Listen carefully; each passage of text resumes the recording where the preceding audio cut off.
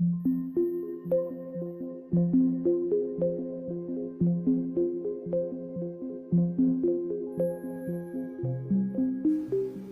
name is Michael Phillips, and I am a time traveller. I was born in 2043. At the age of 18, I joined the army, had a few years there, and then I was recruited into the SES, the 21st SES Regiment to be exact. We carried out a number of missions in countries that I'm not allowed to name because I've signed the Official Secrets Act. And from there, I was contacted by a government department that called themselves Section 18. They told me they were a reconnaissance unit. However, it turned out to be something quite different. So I was then transferred to MOD Bottom Down, and there they took me into a hangar, and in that hangar I saw this 8-foot sized spheroid object. I was then briefed on what this object actually was. Turns out it was a time machine. This time machine, it uses two micro singularities, one at the top and one at the bottom, to power the craft into it creates a gravimetric distortion, and distortion then tears a hole in time-space. What you'd consider as UFOs are actually time-space craft.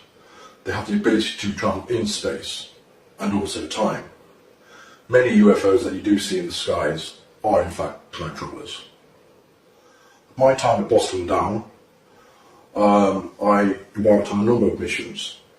The first was to the year 2138, which was very interesting because it was not at all like I know the Earth to be now.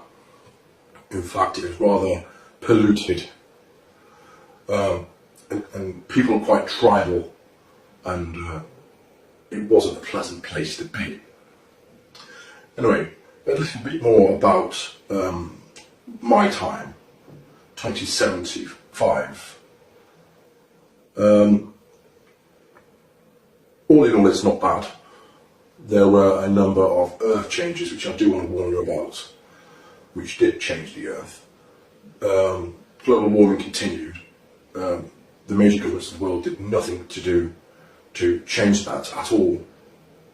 So this is kind of a plea to change your ways.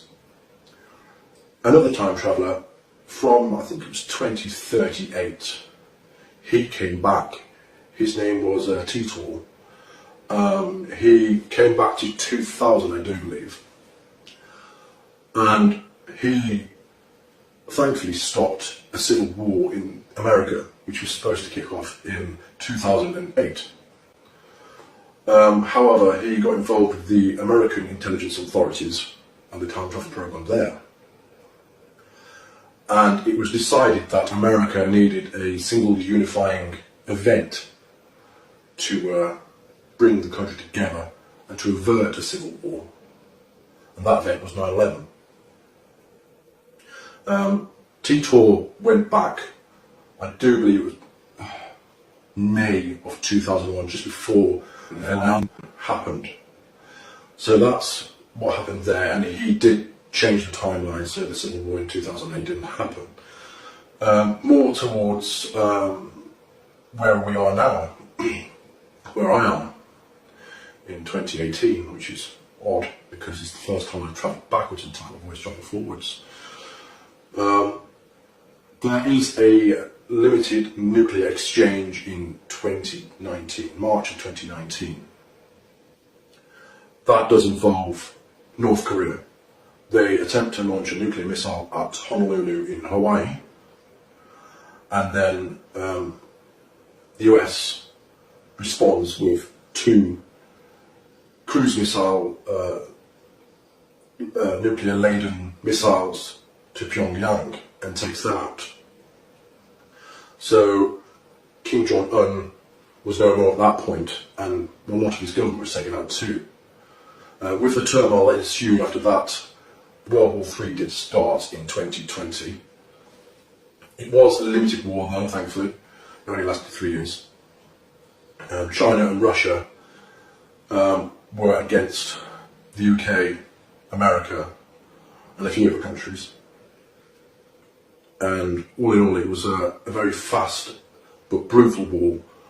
Countless millions were killed. Nuclear weapons were used in a very limited capacity. Very limited, thankfully. Just battleground nuclear weapons. What else can I tell you? Oh yes, 2022, California, LA to be exact, is hit by what they term the big one. There was a very, very massive 10.2 magnitude earthquake there, which completely decimated the city. It actually cracked the fault line straight across California. As a result, California sits a good 10 feet lower than it used to. With rising sea levels, that did cause California and surrounding areas to be flooded and to no longer be habitable for people. People had to move out. What else can I tell you? Donald Trump, he clung to power for 2 terms, tried for 3. However, he was impeached and he was finally got rid of. Then you had Oprah Winfrey, believe it or not, try and run for the presidency. She was not successful. There was a man called Michael McIntosh who actually succeeded. I'm not sure if he's a name that's about at the moment, but that was in the mid to late 2020s.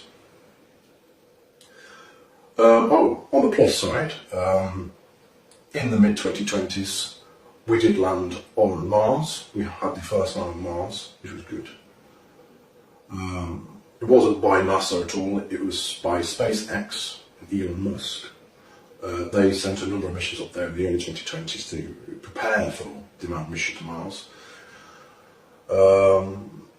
By 2032, there was a lunar and Martian base. And towards when I was born in 2043, we were beginning to make commercial efforts to reach out to the solar system, to mine the asteroids and the moons of Jupiter for resources. So there are quite a lot of trillionaires in my time who own their own space stations, and they are very powerful people. You don't want to trust them. So a bit more about the time travel project itself. As you can imagine, in my time, when I was born in 2043, up until I joined the program in 2075, there was a lot of money about. Trillions upon trillions upon trillions. I couldn't even guess how much money in the world or the solar system. So endeavours such as time travel were more and more possible. I have travelled numerous times in the future, and I'll tell you about one time now. I stepped into the craft, which is an 8-foot wide sphere. It uses 2 dual positive singularities, one at the top, one at the bottom, like I've said before, and it creates a distortion of the time-space via gravimetric forces.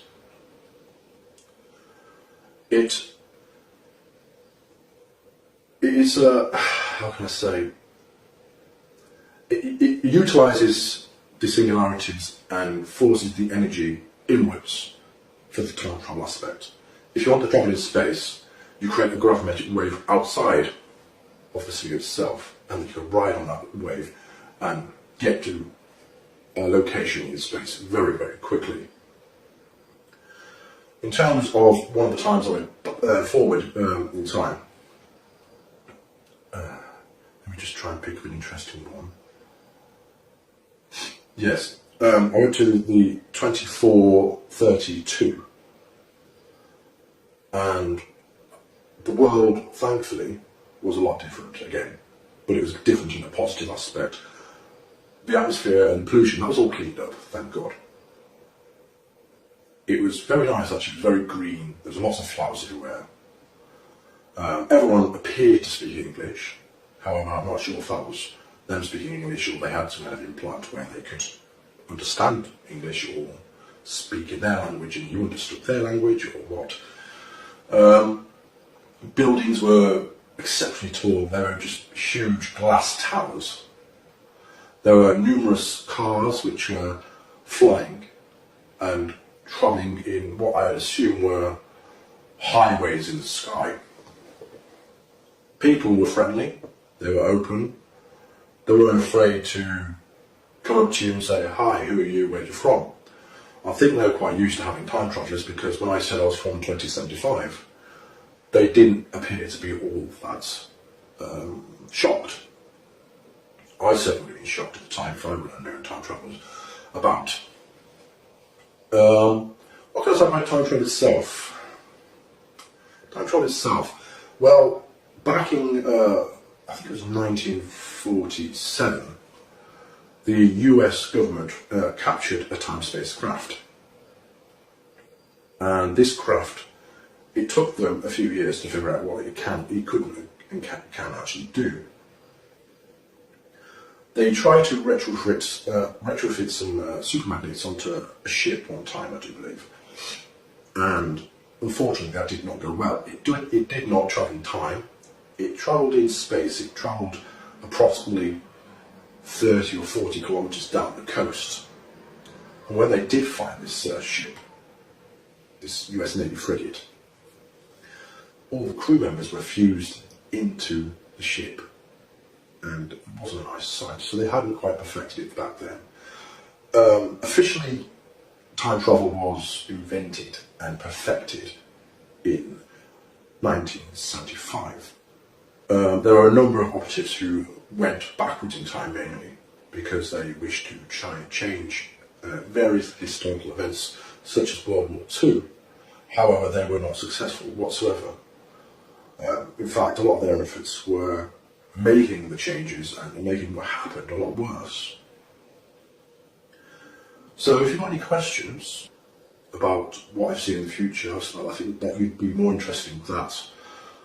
I'd be more than happy to do another video and say, well, this is what's happened. Thank you.